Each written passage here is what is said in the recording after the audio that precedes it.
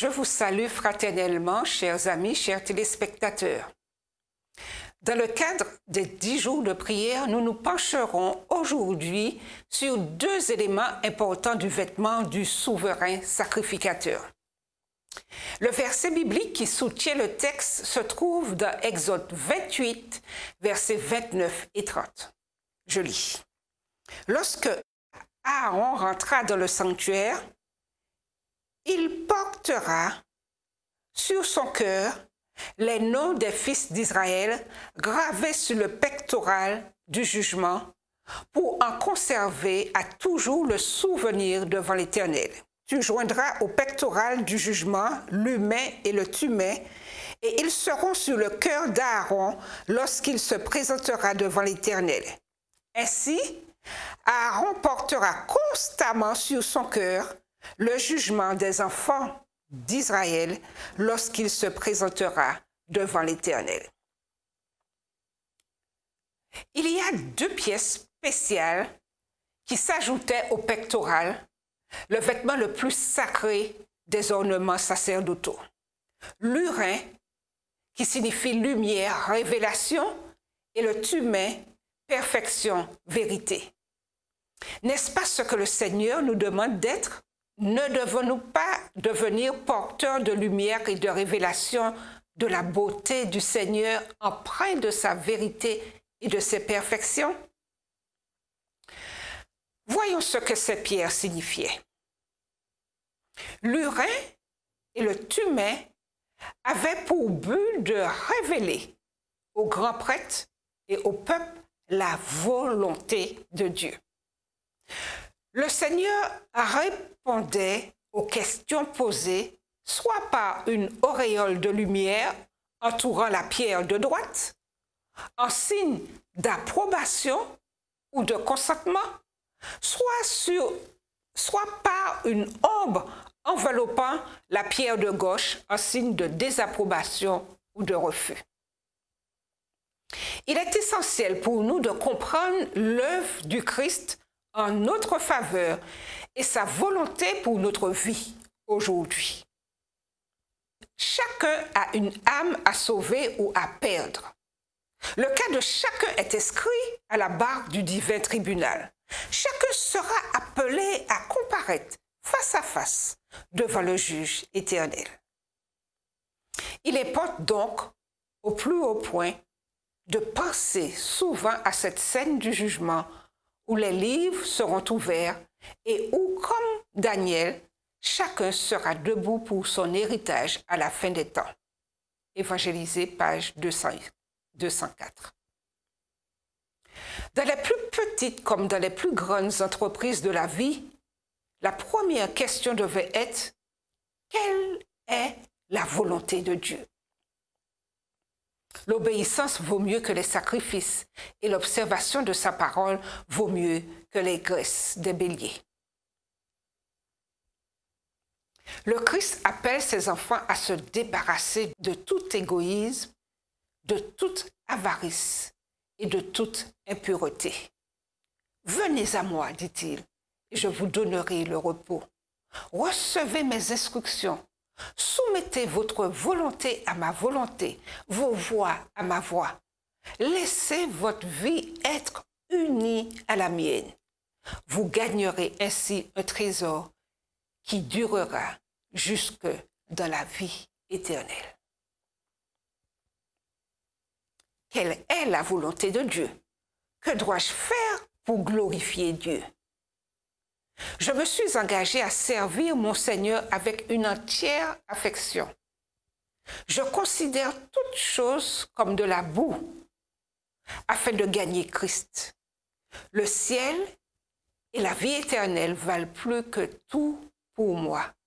Et le Christ est mort pour que je puisse prendre possession du poids éternel de gloire.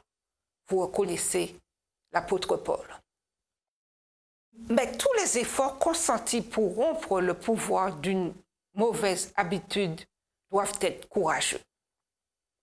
Dieu veut que, par des efforts déterminés, nous parvenions à la dignité d'une vie pure, que nous gagnions en force spirituelle et obtenions un pouvoir moral par l'exercice des facultés qu'il nous a données. Il y a de la joie parmi les anges célestes quand des jeunes remportent des victoires résolues au nom de Jésus. L'apôtre Paul déclarait « Ce que Dieu veut, c'est votre sanctification ». 1 Thessaloniciens 4, verset 3. Cette sanctification de l'Église est le but que Dieu se propose dans tous ses rapports avec son peuple. Du sein de l'éternité, il a choisi ses enfants pour qu'ils soient saints. Il a donné son Fils afin qu'il meure pour eux et que, dépouillés de toute leur mesquinerie, ils puissent être sanctifiés en obéissant à la vérité. Il réclame en retour une œuvre, un renoncement personnel.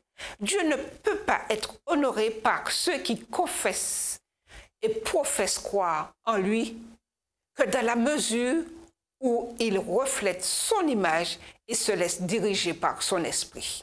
Alors, comme témoins de leur Sauveur, ils feront connaître ce que la grâce divine a fait pour eux. Conquérant Pacifique, page 499. Ce que Dieu veut, c'est votre sanctification. Le voulez-vous, chers amis? Le voulez-vous? Vos péchés peuvent apparaître comme des montagnes qui se dressent devant vous.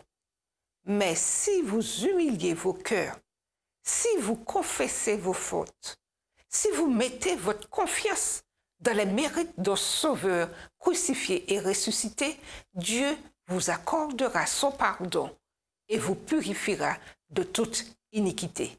Il vous demande de vous conformer en tout point à sa loi. Celle-ci est l'écho de sa voix qui vous dit « Soyez plus saints. Oui, toujours plus saints. » Recherchez la plénitude de la grâce du Christ. Que votre cœur désire avec ardeur sa justice, par laquelle la parole nous assure que nous obtiendrons la paix pour toujours. Si quelqu'un est en Christ, il est une nouvelle créature. Les choses anciennes sont passées. Voici, toutes choses sont devenues nouvelles. 2 Corinthiens 5, verset 17. Il a été amplement pourvu à ce que le peuple de Dieu puisse atteindre la perfection de caractère. L'apôtre dit, ce que Dieu veut, c'est votre sanctification, que chacun puise pour lui-même à la source inépuisable toute force morale et intellectuelle afin de pratiquer les œuvres de la justice. Par la croix du Calvaire, toutes les dispositions ont été pourvues pour que l'homme soit en communion avec ses semblables et en harmonie avec le Christ en Dieu. Le Père dit qu'il aimera ceux qui croient que le Christ est mort pour eux, de même qu'il aime son Fils unique. La croix du Christ est l'assurance que nous pouvons être complets en lui. Dieu a tant aimé le monde qu'il a donné son Fils unique afin que quiconque croit en lui ne périsse point, mais qu'il ait la vie éternelle. Dans le Christ réside l'excellence. En lui réside la grandeur intellectuelle et l'efficacité morale. Dieu vous donne d'une main la foi avec laquelle vous pouvez saisir son bras puissant et de l'autre l'amour pour atteindre les âmes qui périssent. Le Christ est le chemin, la vérité et la vie. Suivez-le. Ne marchez pas selon la chair, mais selon l'esprit. Marchez comme lui-même a marché. C'est la volonté de Dieu pour votre sanctification. L'œuvre que vous avez à faire est d'accomplir la volonté de celui qui soutient votre vie pour sa gloire.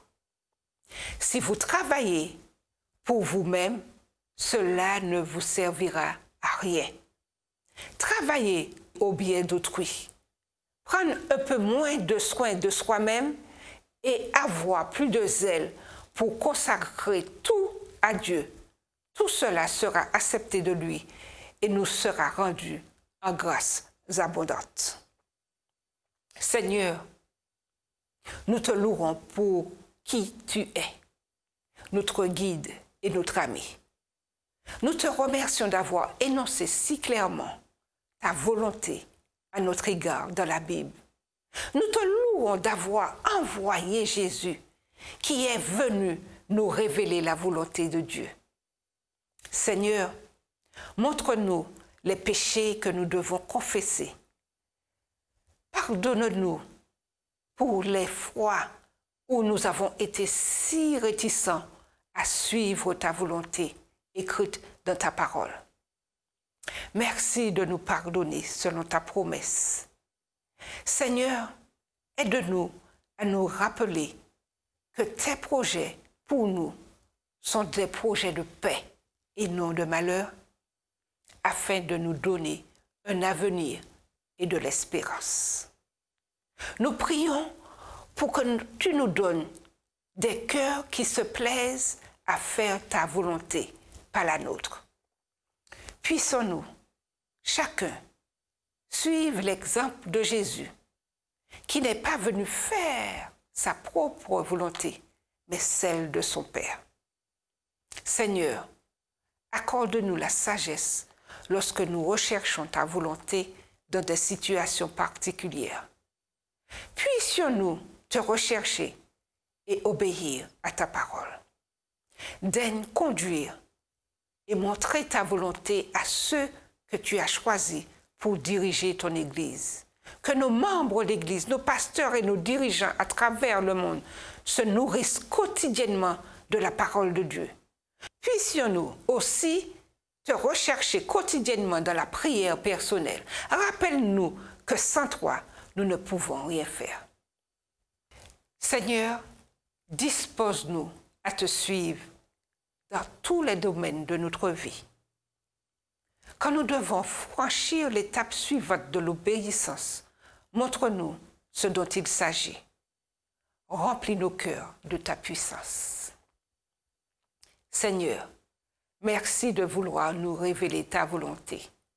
Nous te remercions parce que lorsque nous nous confions en l'Éternel de tout notre cœur et nous nous appuyons et ne nous appuyons pas sur notre sagesse, en le reconnaissant dans toutes nos voies, il aplani nos sentiers.